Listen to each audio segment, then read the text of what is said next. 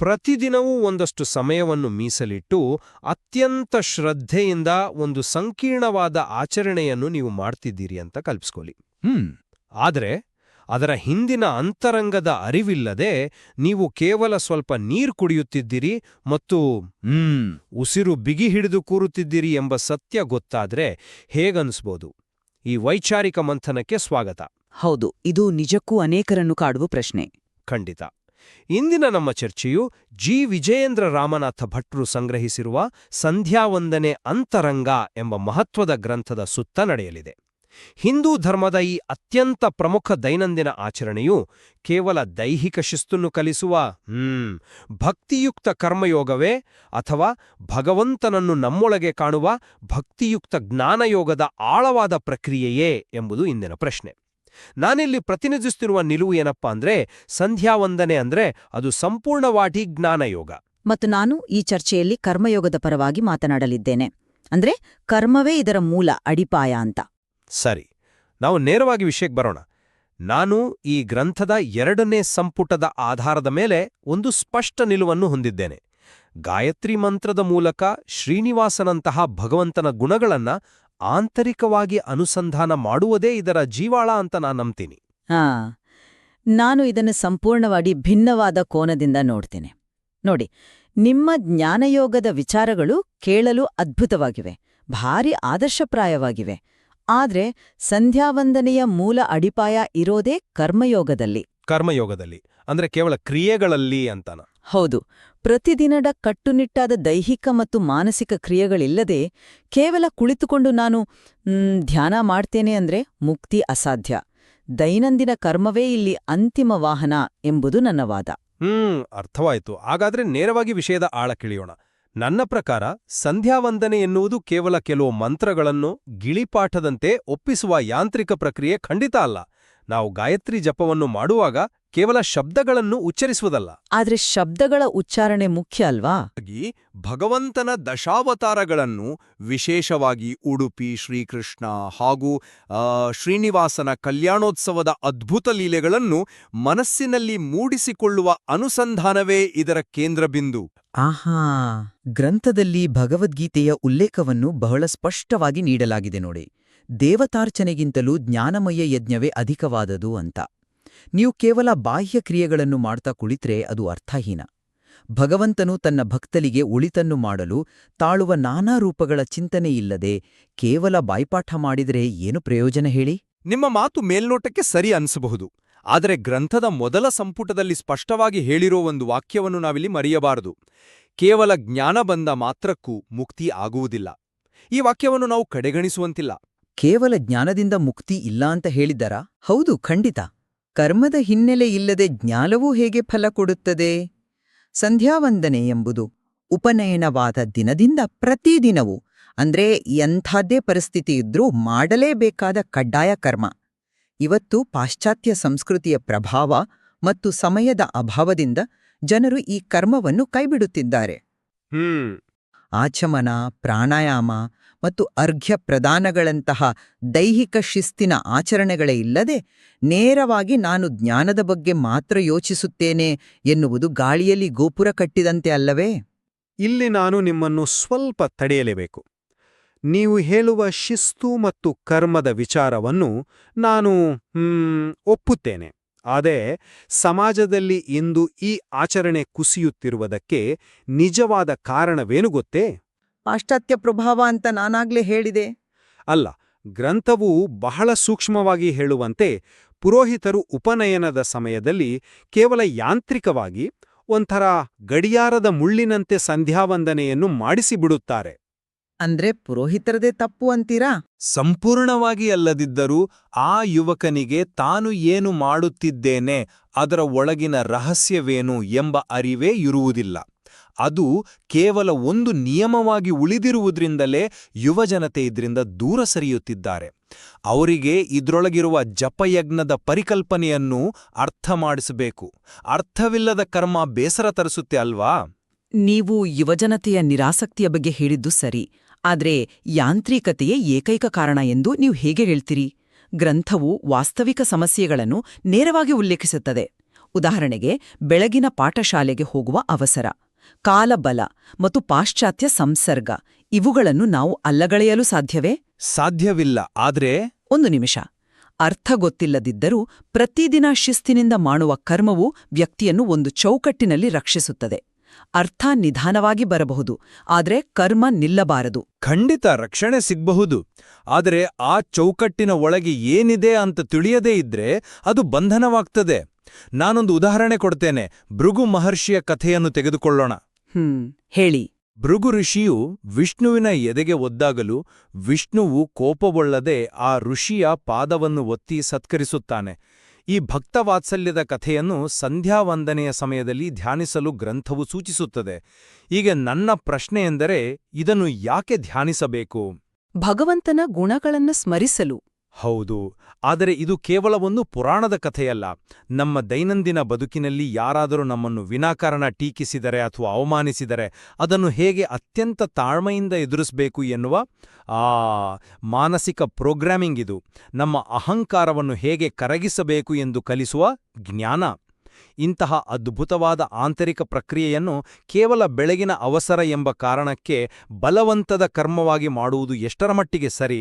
ಆಹಾ, ಆ ಕಥೆಯ ಹಿಂದಿನ ಮನೋವೈಜ್ಞಾನಿಕ ವಿಶ್ಲೇಷಣೆ ಅದ್ಭುತವಾಗಿದೆ. ಆದರೆ ಕೇವಲ ಬೌದ್ಧಿಕವಾಗಿ ಇದನ್ನು ತಿಳಿದುಕೊಂಡ್ರೆ ಮಾತ್ರ ಸಾಕು ಅಂತ ನನ್ಗನ್ಸುತ್ತೆ. ಅಲ್ಲ, ದೈಹಿಕ ಶಿಸ್ತು ಇಲ್ಲದೆ ಕೇವಲ ಭಾವನೆಗಳ ಆಧಾರದ ಮೇಲೆ ನಾವು ಆಧ್ಯಾತ್ಮಿಕ ಸ್ಥಿತಿಯನ್ನು ತಲುಪಲು ಸಾಧ್ಯವೇ? ಇದಕ್ಕೊಂದು ಉಪಮೆ ಕೊಡ್ತೇನೆ ನೋಡಿ. ಜ್ಞಾನ ಮತ್ತು ಶಿಸ್ತಿನ ನಡುವಿನ ಸಂಬಂಧ ಹೇಗಿರುತ್ತದೆ ಅಂದ್ರೆ, ನಿಮ್ಮ ಫೋನಿನ ಬ್ಯಾಟರಿ ಡೆಡ್ ಆಗಿರುವಾಗ ನೀವು ಅದಕ್ಕೆ ಅತ್ಯಾಧುನಿಕ ಸಾಫ್ಟ್ವೇರ್ ಅಪ್ಡೇಟ್ ಮಾಡಲು ಪ್ರಯತ್ನಿಸಿದಂತೆ. ಓಹೋ, ಸಾಫ್ಟ್ವೇರ್ ಅಪ್ಡೇಟ್. ಹೌದು. ಇಲ್ಲಿ ಕರ್ಮ ಅಥವಾ ಭೌತಿಕ ಆಚರಣೆ ಎನ್ನುವುದು ಹಾರ್ಡ್ವೇರ್ ಮತ್ತು ಬ್ಯಾಟರಿ ಇದ್ದ ಹಾಗೆ. ಅದು ಸಿಸ್ಟಮ್ ಅನ್ನು ಜೀವಂತವಾಗಿಡುತ್ತದೆ. ಆಗ ಮಾತ್ರ ನಿಮ್ಮ ಜ್ಞಾನ ಎಂಬ ಸಾಫ್ಟ್ವೇರ್ ಇನ್ಸ್ಟಾಲ್ ಆಗಲು ಸಾಧ್ಯ. ಪ್ರತಿದಿನ ಆಚಮನ ಮತ್ತು ಪ್ರಾಣಾಯಾಮವನ್ನು ಮಾಡದೆ ಹೋದರೆ ಆ ವ್ಯಕ್ತಿ ಅಶುದ್ಧನಾಗುತ್ತಾನೆ ಮತ್ತು ಎಲ್ಲಾ ಕರ್ಮಗಳಿಂದಲೂ ಬಹಿಷ್ಕೃತನಾಗುತ್ತಾನೆ ಎಂದು ಗ್ರಂಥ ಎಚ್ಚರಿಸುತ್ತದೆ. ಹಾರ್ಡ್ವೇರ್ ಮತ್ತು ಸಾಫ್ಟ್ವೇರ್ ಹೋಲಿಕೆ ತುಂಬಾ ಚೆನ್ನಾಗಿದೆ. ಆದರೆ ನಿಮ್ಮ ಹಾರ್ಡ್ವೇರ್ ಕೇವಲ ಒಂದು ಯಂತ್ರವಲ್ಲವಲ್ಲ. ಗ್ರಂಥವು ಪಿಂಡಾಂಡ ಮತ್ತು ಬ್ರಹ್ಮಾಂಡದ ಅದ್ಭುತವಾದ ಪರಿಕಲ್ಪನೆಯನ್ನು ನೀಡುತ್ತದೆ. ನಮ್ಮ ಶ್ರೋತೃಗಳಿಗಾಗಿ ಇದನ್ನು ಸ್ವಲ್ಪ ಬಿಡಿಸಿ ಹೇಳುವುದಾದರೆ, ಖಂಡಿತ ವಿವರಿಸಿ. ಭಗವಂತನ ಅಗಾಧವಾದ ಶರೀರವೇ ಬ್ರಹ್ಮಾಂಡ, ಅಂದ್ರೆ ಇಡೀ ವಿಶ್ವ. ಆ ವಿಶ್ವದ ಒಂದು ಸಣ್ಣ ಪ್ರತಿರೂಪವೇ ಪಿಂಡಾಂಡ, ಅಂದ್ರೆ ನಮ್ಮ ಈ ಭೌತಿಕ ಶರೀರ. ನಾವು ಆಚಮನ ಮಾಡುವಾಗ ಅದು ಕೇವಲ ಗಂಟ್ಲನ್ನು ಒದ್ದೆ ಮಾಡುವ ಅಥವಾ ಶುದ್ಧೀಕರಿಸುವ ಭೌತಿಕ ಕ್ರಿಯೆಯಲ್ಲ. ಮತ್ತೇನು? ಅದು ನಮ್ಮ ಪಿಂಡಾಂಡದ ಜ್ಞಾನವನ್ನು ನೀಡುವ ಬೌದ್ಧಿಕ ಸಾಧನ. ನಮ್ಮ ದೇಹದ ಅಣುವಿನಲ್ಲೂ ಆ ಬ್ರಹ್ಮಾಂಡವನ್ನು ಆಡುವ ಶಕ್ತಿಯೇ ಅಡಗಿದೆ ಎಂದು ಅರಿತುಕೊಳ್ಳುವ ಜ್ಞಾನ ಮಾರ್ಗವದು. ಇದು ಸಂಪೂರ್ಣವಾಗಿ ಮಾನಸಿಕ ಮತ್ತು ಬೌದ್ಧಿಕ ಪ್ರಕ್ರಿಯೆ. ಕೇವಲ ನೀರು ಕುಡಿಯುವುದು ಕರ್ಮವಾದರೆ ಆ ನೀರಿನ ಪ್ರತಿ ಹನಿಯಲ್ಲೂ ಪರಮಾತ್ಮನನ್ನು ಕಾಣುವುದು ಜ್ಞಾನ. ಹೌದು, ಪಿಂಡಾಂಡ ಮತ್ತು ಬ್ರಹ್ಮಾಂಡದ ಕಲ್ಪನೆ ಅತ್ಯಂತ ಆಳವಾದದ್ದು. ಆದರೆ ಇಲ್ಲಿ ನಾನು ನಿಮ್ಮನ್ನು ಒಂದು ಪ್ರಶ್ನೆ ಕೇಳಲು ಬಯಸ್ತೇನೆ. ಕೇಳಿ. ಈ ಅರಿವು, ಅಂದ್ರೆ ಈ ಬ್ರಹ್ಮಾಂಡದ ಶಕ್ತಿ ನನ್ನೊಳಗೇ ಇದೆ ಎಂಬ ಅರಿವು ಕೇವಲ ಕುಳಿತು ಯೋಚಿಸಿದರೆ ಬಂದುಬಿಡುತ್ತದೆಯಾ? ಮನುಷ್ಯನ ಅತಿದೊಡ್ಡ ಶತ್ರುಗಳಾದ ಅರಿಷಡ್ವರ್ಧಗಳನ್ನು, ಅಂದ್ರೆ ಕಾಮ, ಕ್ರೋಧ, ಲೋಭ, ಮೋಹ, ಮದ ಮತ್ತು ಮಾತ್ಸರ್ಯಗಳನ್ನು ಕೇವಲ ನಾನು ಬ್ರಹ್ಮಾಂಡದ ಒಂದು ಭಾಗ ಅಂತ ಯೋಚಿಸಿದ ತಕ್ಷಣ ಸುಟ್ಟಾಕಲು ಸಾಧ್ಯವೇ? ಹಾಗಾದರೆ ನಿಮ್ಮ ಪ್ರಕಾರ ಆಚಮನ ಮಾಡಿದ ತಕ್ಷಣ ಅಥವಾ ಪ್ರಾಣಾಯಾಮ ಮಾಡಿದ ತಕ್ಷಣ ಕ್ರೋಧ ಮಾಯವಾಗಿ ಬಿಡುತ್ತದೆಯಾ? ಅದು ಹೇಗೆ ಕೆಲಸ ಮಾಡುತ್ತದೆ ಅಂತ ಸ್ವಲ್ಪ ವಿವರಿಸಬಹುದೇ? ಏಕೆಂದರೆ ಕೇವಲ ಭೌತಿಕ ಕ್ರಿಯೆಯಿಂದಲೇ ಮನಸ್ಸು ಶುದ್ಧಿಯಾಗುತ್ತದೆ ಎನ್ನುವುದು ಒಂಥರ ಕುರುಡು ನಂಬಿಕೆಯಂತೆ ಕಾಣುತ್ತದೆ. ಖಂಡಿತ ವಿವರಿಸುತ್ತೇನೆ. ಇದು ಕುರುಡು ನಂಬಿಕೆಯಲ್ಲ. ಇದೊಂದು ಸಂಪೂರ್ಣ ಶಾರೀರಿಕ ಮತ್ತು ಮಾನಸಿಕ ವಿಜ್ಞಾನ. ನೀವು ಪ್ರಾಣಾಯಾಮ ಮಾಡುವಾಗ ಏನಾಗುತ್ತದೆ ಹೇಳಿ?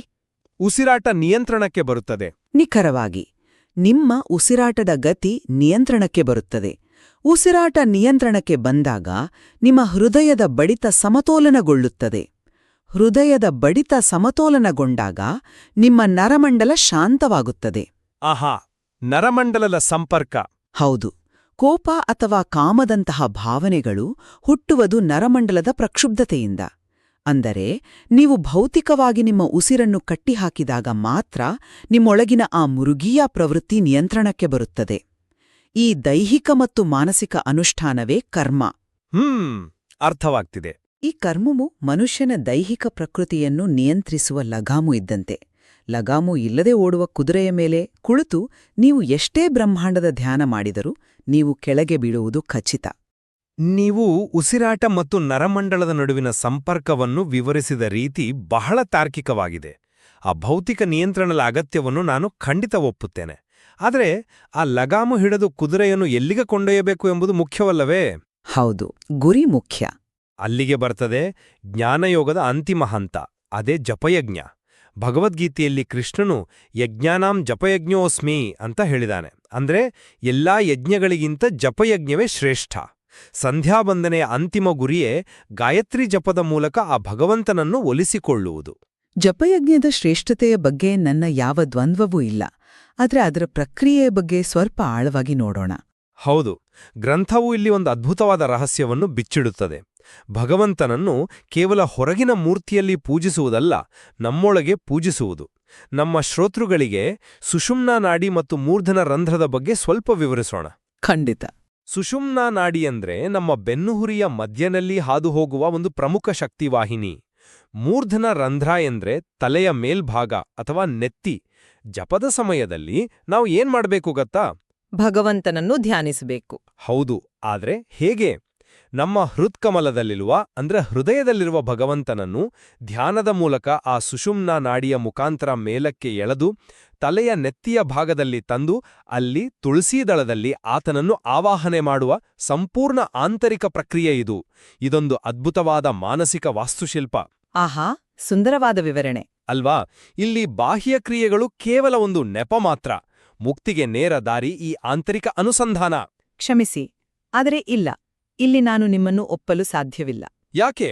ಬಾಹ್ಯ ಕ್ರಿಯೆಗಳು ಕೇವಲ ನೆಪ ಎಂದು ನೀವು ಹೇಳುವುದಾದ್ರೆ ಹಿಂದೂ ಧರ್ಮದ ಆಶ್ರಮ ವ್ಯವಸ್ಥೆಯ ಮೂಲಭೂತ ತತ್ವವನ್ನೇ ನಾವು ಪ್ರಶ್ನಿಸಿದಂತ ಆಗುತ್ತದೆ. ನೀವು ಮುಕ್ತಿಯ ಬಗ್ಗೆ, ಆಂತರಿಕ ವಾಸ್ತುಶಿಲ್ಪದ ಬಗ್ಗೆ ಮಾತನಾಡುತ್ತಿದ್ದೀರಿ. ಆದರೆ ಗ್ರಂಥವು ಬಹಳ ಸ್ಪಷ್ಟವಾಗಿ ಹಿಂದೂ ಧರ್ಮದ ಆಧಾರ ಸ್ತಂಭಗಳಾದ 4 ಆಶ್ರಮಗಳನ್ನು ವಿವರಿಸುತ್ತದೆ: ಬ್ರಹ್ಮಚರ್ಯ, ಗೃಹಸ್ಥ, ವಾನಪ್ರಸ್ಥ ಮತ್ತು ಸನ್ಯಾಸ. ಆಶ್ರಮ ವ್ಯವಸ್ಥೆಗೂ ಸಂಧ್ಯಾವಂದನೆಯ ಆಂತರಿಕ ಅನುಸಂಧಾನಕ್ಕೂ ಏನು ಸಂಬಂಧ? ನಾನು ಕೇವಲ ಜಪದ ಪ್ರಕ್ರಿಯೆ ಬಗ್ಗೆ ಹೇಳ್ತಿದ್ದೆ. ನೇರವಾದ ಸಂಬಂಧವಿದೆ ನೋಡಿ. ಒಬ್ಬ ವ್ಯಕ್ತಿ ಗೃಹಸ್ಥನಾಗಿದ್ದಾಗ ಲೌಕಿಕ ಜೀವನದಲ್ಲಿ ತೊಡಗಿಸಿಕೊಳ್ಳುತ್ತಾನೆ, ಹಣ ಸಂಪಾದನೆ ಮಾಡುತ್ತಾನೆ. ಅದೇ ವ್ಯಕ್ತಿ ಸನ್ಯಾಸಾಶ್ರಮಕ್ಕೆ ಹೋದಾಗ ಆ ಎಲ್ಲ ಲೌಕಿಕ ಅಪೇಕ್ಷೆಗಳನ್ನು ಅಂದ್ರೆ ಹಣ, ಆಸ್ತಿ, ಸಂಸಾರ ಎಲ್ಲವನ್ನೂ ತೊರೆಯುತ್ತಾನೆ. ಹೌದು, ಸನ್ಯಾಸಿ ಎಲ್ಲವನ್ನೂ ಬಿಡುತ್ತಾನೆ. ಆದರೆ ಈ 4 ಹಂತಗಳಲ್ಲಿಯೂ ಆತ ಬಿಡದೇ ಮಾಡಬೇಕಾದ ಏಕೈಕ ಕರ್ಮ ಯಾವುದು ಗೊತ್ತೇ? ಅದು ಸಂಧ್ಯಾವಂದನೆ. ಒಬ್ಬ ಸನ್ಯಾಸಿ ಎಲ್ಲವನ್ನೂ ಬಿಟ್ರೂ ಈ ಭೌತಿಕ ಆಚರಣೆಯನ್ನು ಬಿಡುವಂತಿಲ್ಲ. ಯಾಕೆ? ಯಾಕೆಂದರೆ ಅದು ನಿತ್ಯ ಕರ್ಮ. ಹೌದು, ಏಕೆಂದರೆ ನಮ್ಮ ಅಹಂಕಾರವನ್ನು ಪ್ರತಿದಿನವೂ ಮುರಿಯುವ, ಶಿಸ್ತಿಗೆ ನಮ್ಮನ್ನು ಒಳಪಡಿಸುವ ಪ್ರಕ್ರಿಯೆಯದು. ಕರ್ಮವನ್ನು ಬಿಟ್ಟವನು ಎಲ್ಲಾ ಶುಭಕರ್ಮಗಳಿಂದಲೂ ಬಹಿಷ್ಕೃತನಾಗುತ್ತಾನೆ. ಎಷ್ಟೇ ದೊಡ್ಡ ಜ್ಞಾನಿಯಾಗಿದ್ರೂ ಆತ ಈ ದೈನಂದಿನ ಕರ್ಮದ ವಾಹನದಿಂದ ಕೆಳಗಿಳಿಯುವಂತಿಲ್ಲ. ಸನ್ಯಾಸಿಯು ಕರ್ಮವನ್ನು ಬಿಡುವಂಟಿಲ್ಲ ಎಂಬ ನಿಮ್ಮ ವಾದ ನಿಜಕ್ಕೂ ಆಳವಾದದ್ದು ಮತ್ತು ವಿಚಾರಾರ್ಹವಾದದ್ದು. ಶಿಸ್ತು ಎನ್ನುವುದು ಕೊನೆಯವರೆಗೂ ಇರಬೇಕು ಎಂಬುದನ್ನು ನಾನು ಗೌರವಿಸುತ್ತೇನೆ. ಧನ್ಯವಾದಗಳು. ಆದರೆ ಈ ಸಂಪೂರ್ಣ ಚರ್ಚೆಯ ಹಿನ್ನೆಲೆಯಲ್ಲಿ ನನ್ನ ನಿಲುವನ್ನು ಕ್ರೋಢೀಕರಿಸುವುದಾದರೆ, ಸಂಧ್ಯಾವಂದನೆ ಕೇವಲ ಒಂದು ಯಾಂತ್ರಿಕ ದೈಹಿಕ ವ್ಯಾಯಾಮವಾಗಬಾರದು. ನಾವು ಮೊದಲೇ ಮಾತನಾಡಿದಂತೆ ಶ್ರೀನಿವಾಸನು 28ನೇ ಕಲಿಯುಗದವರೆಗೆ ವಾಸಿಸುವಂತೆ ಹುತವನ್ನು ಸೃಷ್ಟಿಸಿದ, ಬ್ರಹ್ಮನು ಹಸುವಾಗಿ ಹುಟ್ಟುವಂತೆ ಮಾಡಿದ ಇಂತಹ ಲೀಲೆಗಳನ್ನು ಗಾಯತ್ರಿ ಮಂತ್ರದ ಪ್ರತಿಯೊಂದು ಅಕ್ಷರದೊಂದಿಗೆ ಬೆಸೆದು ಧ್ಯಾನಿಸುವುದೇ ನಿಜವಾದ ಗುರಿ. ಭಗವಂತನ ಆ ಭಕ್ತವಾತ್ಸಲ್ಯದ ಆಂತರಿಕ ಅನುಸಂಧಾನವಾದಾಗ ಮಾತ್ರ, ಅಂದ್ರೆ ನಿಮ್ಮ ಕರ್ಮವು ಜ್ಞಾನಯೋಗವಾಗಿ ಪರಿವರ್ತನೆಯಾದಾಗ ಮಾತ್ರ ಆ 15-20 ನಿಮಿಷದ ಆಚರಣೆಗೆ ಜೀವ ಬರುತ್ತದೆ. ಬೆನ್ನುಹುರಿಯ ಮೂಲಕ ಆತನನ್ನು ಅರಿಯುವ ಅಂತರಂಗದ ಪಯಣವೇ ಇದರ ಪರಮ ಉದ್ದೇಶ. ನಿಮ್ಮ ಆಶಯ ಅತ್ಯುನ್ನತವಾದದ್ದು. ಆದರೆ ನನ್ನ ನಿಲುವನ್ನು ನಾನು ಮತ್ತೆ ಪುನರುಚ್ಚರಿಸ್ತೇನೆ. ಜ್ಞಾನ ಮತ್ತು ಅನುಸಂಧಾನ ಎನ್ನುವುದು ಕಟ್ಟಡದ ಸುಂದರವಾದ ಶಿಖರ ಇದ್ದಂತೆ. ಆದರೆ ನಿರಂತರವಾದ, ಪ್ರತಿದಿನದ ಶಿಸ್ತುಬದ್ಧವಾದ ಆಚರಣೆ ಮತ್ತು ಭೌತಿಕ ಮಾನಸಿಕ ಕ್ರಿಯೆಗಳೆಂಬ ಕಾಂಕ್ರೀಟ್ ಅಡಿಪಾಯವಿಲ್ಲದೆ ಆ ಶಿಖರ ನಿಲ್ಲಲು ಸಾಧ್ಯವಿಲ್ಲ. ನಿಜ, ಅಡಿಪಾಯ ಬೇಕೇ ಬೇಕು. ನಾವು ಮಾತನಾಡಿದ ಹಾರ್ಡ್ವೇರ್ ಮತ್ತು ಸಾಫ್ಟ್ವೇರ್ ಉಪಮೆಯನ್ನೇ ಮತ್ತೆ ಬಳಸುವುದಾದ್ರೆ ನಿಮ್ಮ ದೇಹವೆಂಬ ಹಾರ್ಡ್ವೇರ್ ಅನ್ನು ಪ್ರತಿದಿನ ಪ್ರಾಣಾಯಾಮ ಮತ್ತು ಆಚಮನದ ಮೂಲಕ ಟ್ಯೂನ್ ಮಾಡದಿದ್ದರೆ ಜ್ಞಾನವೆಂಬ ಸಾಫ್ಟ್ವೇರ್ ಎಂದಿಗೂ ರನ್ ಆಗೋದಿಲ್ಲ. ಕರ್ಮಯೋಗದ ಮೂಲಕ ಅರಿಷಡ್ವರ್ಗಗಳನ್ನು ನಿಗ್ರಹಿಸಿದರೆ ಮಾತ್ರ ಆ ಜ್ಞಾನದ ಬೆಳಕು ನಮ್ಮ ಅಂತರಂಗವನ್ನು ಪ್ರವೇಶಿಸಲು ಸಾಧ್ಯ. ಖಂಡಿತ. ಈ ಸುದೀರ್ಘ ಚರ್ಚೆಯಿಂದ ನಮಗೆ ಒಂದು ವಿಷಯ ಬಹಳ ಸ್ಪಷ್ಟವಾಗುತ್ತದೆ. ಗ್ರಂಥದ ಎರಡೂ ಸಂಪುಟಗಳು, ಭಕ್ತಿಯುಕ್ತ ಕರ್ಮಯೋಗ ಮತ್ತು ಭಕ್ತಿಯುಕ್ತ ಜ್ಞಾನಯೋಗ, ಸ್ವತಂತ್ರವಾದ ವಿಷಯಗಳಲ್ಲ, ಅವು ಪರಸ್ಪರ ಹೆಣೆದುಕೊಂಡಿವೆ. ಹೌದು, ಒಂದಕ್ಕೊಂದು ಪೂರಕವಾಗಿವೆ. ಭೌತಿಕ ಆಚರಣೆ ಇಲ್ಲದೆ ಮನಸ್ಸಿನ ಏಕಾಗ್ರತೆ ಬರೀ ಹಗಲುಗನಸಾಗುತ್ತದೆ. ಹಾಗೆಯೇ ಆಂತರಿಕ ಅರಿವಿಲ್ಲದೆ ಮಾಡುವ ಆಚರಣೆ ಬರೀ ದೈಹಿಕ ಕಸರತ್ತಾಗುತ್ತದೆ. ಹೌದು, ದೇಹವನ್ನು ನಿಯಂತ್ರಿಸುವ ಕರ್ಮಯೋಗವು ವಾಹನವಾದರೆ ಅಂತರಂಗವನ್ನು ಬೆಳಗುವ ಜ್ಞಾನಯೋಗವು ಆ ವಾಹನದ ಹೆಡ್ಲೈಟ್ ಇದ್ದಂತೆ. ಆಹಾ, ಅದ್ಭುತವಾದ ಉಪಮೆ. ಎರಡೂ ಇದ್ದಾಗ ಮಾತ್ರ ನಮ್ಮ ಪಯಣ ಸುರಕ್ಷಿತ. ಇದರಲ್ಲಿ ಯಾವುದು ಪ್ರಧಾನ, ಯಾವುದು ಅಧೀನ ಎಂಬ ಬಗ್ಗೆ ನಮ್ಮ ನಡುವೆ ಭಿನ್ನಾಭಿಪ್ರಾಯವಿದ್ದರೂ ಇವೆರಡರ ಸಮ್ಮಿಲನವೇ ಸಂಧ್ಯಾವಂದನೆ ಅಂತರಂಗದ ನಿಜವಾದ ಸೌಂದರ್ಯ. ಕದವನ್ನು ಹೇಗೆ ತಟ್ಟುತ್ತದೆ ಮತ್ತು ಅರಿವೆಂಬ ಬೆಳಕು ಆ ಕ್ರಿಯೆಗೆ ಹೇಗೆ ಜೀವ ತುಂಬುತ್ತದೆ ಎಂಬ ಈ ಅದ್ಭುತವಾದ ತಾತ್ವಿಕ ಚಿಂತನೆಗಳನ್ನು ಶ್ರೋತೃಗಳು ಆಕರ ಗ್ರಂಥದಲ್ಲಿ ಇನ್ನಷ್ಟು ಆಳವಾಗಿ ಅನ್ವೇಷಿಸಬಹುದು. ನಿತ್ಯದ ಆಚರಣೆಗಳ ಹಿಂದಿರುವ ಈ ನಿಗೂಢ ರಹಸ್ಯದ ಕುರಿತು ನಿಮ್ಮ ಚಿಂತನೆ ಮುಂದುವರಿಯಲಿ ಎಂದು ಆಶಿಸುತ್ತೇವೆ.